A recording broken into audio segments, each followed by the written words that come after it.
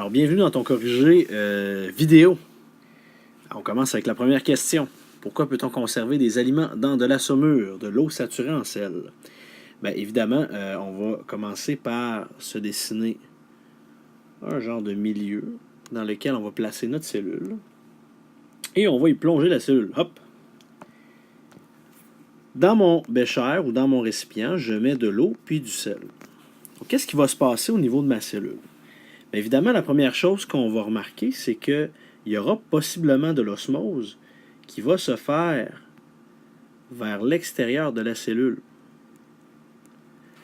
Alors, s'il y a de l'osmose qui se fait à l'extérieur de la cellule, bien, ma cellule, qui au départ était gorgée d'eau, gorgée de cytoplasme, va devenir une espèce de corps atrophié, donc avec son noyau, qui aura presque plus d'eau à l'intérieur. Le fait qu'il n'y ait plus d'eau à l'intérieur, ben, pour mes méchantes bactéries qui veulent attaquer ma cellule, bien évidemment, c'est plus difficile de le faire dans une cellule qui est atrophiée, dans une cellule qui est déshydratée, que dans une cellule qui est en pleine forme. Alors, si on plonge la cellule dans du vinaigre, le vinaigre, c'est la formule chimique CH3COOH.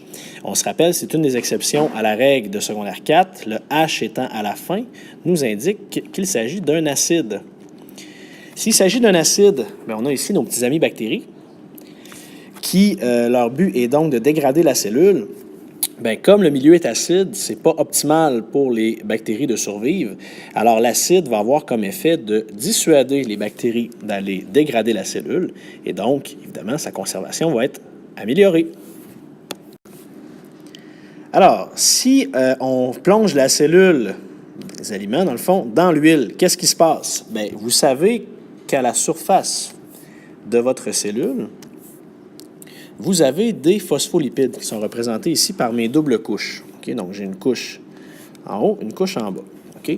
Donc, ici, ça serait l'intérieur de ma cellule, puis ici, ce serait l'extérieur. Quand je plonge ma cellule dans l'huile, bien, l'huile, comme c'est un gras, et que le phospholipide, c'est un gras également, le gras que forme l'huile va venir appliquer une espèce de scellant, une couche scellante, sur la tête de phospholipides, et comme ça, bien, il n'y a rien qui va pouvoir pénétrer vraiment dans la cellule. Alors, quand on fait des conserves, des marinades et autres, des fois, on utilise de l'huile parce que ça vient vraiment appliquer une espèce de scellant pour tous les trous potentiels entre les phospholipides. Et là, même l'eau ne peut plus sortir de la cellule, ni y entrer. Alors, si l'osmose est bloquée, bien, il y a moins de danger que notre cellule se dégrade et donc que l'aliment périme. Voilà.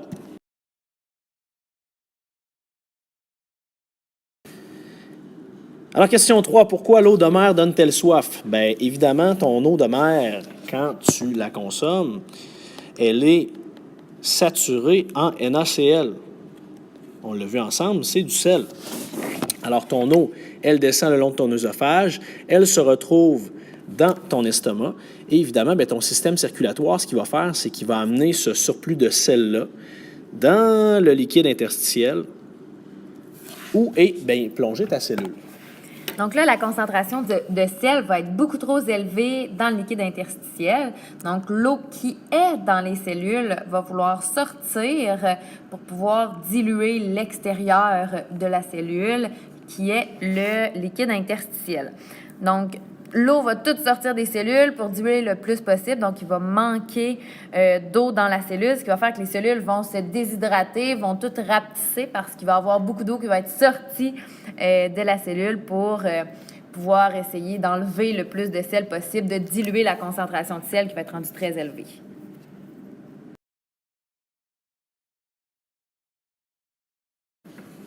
Donc ici, on voit bien le double feuillet de phospholipides. En vert, on a notre protéine qui sert de canal pour entrer ou sortir de la cellule.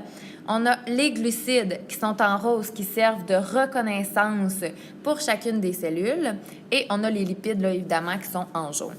Donc, les glucides qui sont en rose, juste ici, on en a plusieurs, ils vont servir de reconnaissance, c'est-à-dire que chacun, on en a des différents, puis ces glucides-là nous montrent, bon, bien ça nous appartient. Donc, quand on a une greffe, c'est-à-dire qu'on apporte quelque chose de l'extérieur à l'intérieur de notre corps, les glucides sont un petit peu mêlés. C'est à partir de ce moment-là que si les sucres sont trop différents, ben, notre système immunitaire qu'on a représenté ici par un globule blanc, ne reconnaissant pas la nature des glucides à la surface de la membrane, ben, il va carrément dire « ceci ne m'appartient pas et je vais le détruire ». Et si le globule blanc attaque ton propre tissu que tu viens de te faire greffer, ben, c'est ce qu'on appelle une greffe d'organe. Donc, c'est directement relié au glucide qui est à la surface de la membrane.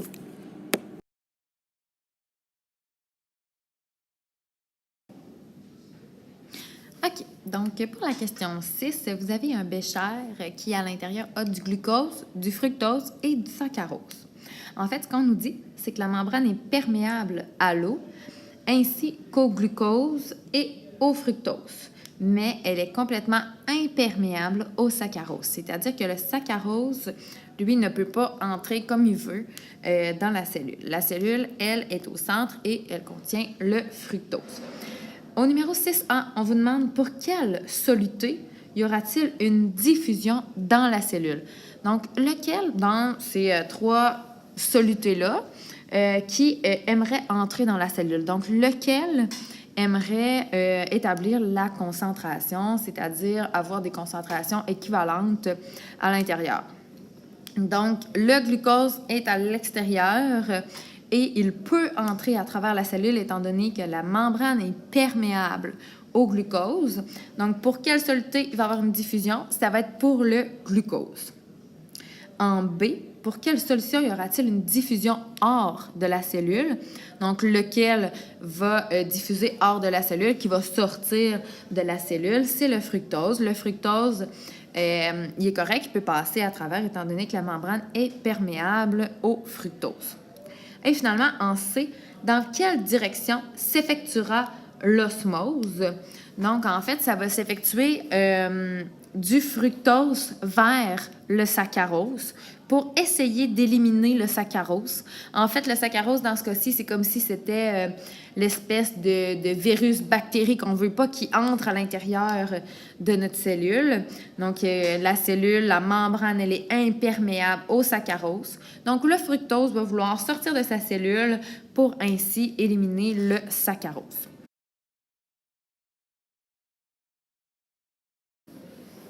Donc, à la question 9, quels sont les trois rôles de la membrane cellulaire? Je vous rappelle que la membrane cellulaire est composée de 2 feuillets de phospholipides. Donc, c'est les fameuses espèces de têtes avec les deux pattes. Donc, ce sont les phospholipides. Quels sont les 3 rôles de la membrane? En fait, ils vont gérer les échanges, c'est-à-dire que c'est eux qui vont déterminer si tu peux entrer ou non à l'intérieur de la cellule. Ils vont servir d'enveloppe aussi à la cellule. Ils sont la frontière entre l'intérieur et l'extérieur de la cellule. En plus, elles servent à se reconnaître entre elles, c'est-à-dire la reconnaissance des cellules se fait par l'extérieur de la cellule. Donc, elles sont capables de se reconnaître entre elles.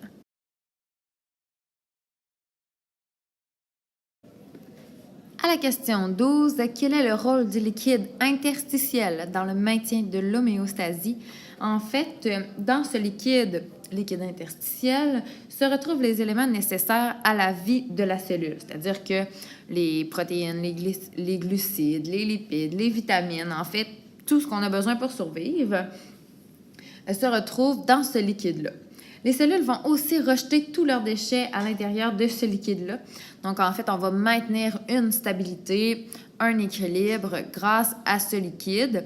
C'est comme un grand magasin où tu peux aller chercher ton lait, ton pain pour te maintenir en vie, en fait. Donc, le liquide interstitiel, c'est vraiment à cet endroit-là où tu vas chercher tout ce que tu as besoin et aussi ce que tu rejettes, ce que tu n'as plus besoin dans ta cellule. Donc, quand tu as un trop plein de déchets, tu les rejettes dans ton liquide interstitiel. C'est comme une grosse usine, là, ce liquide, et il est essentiel au maintien de l'homéostasie.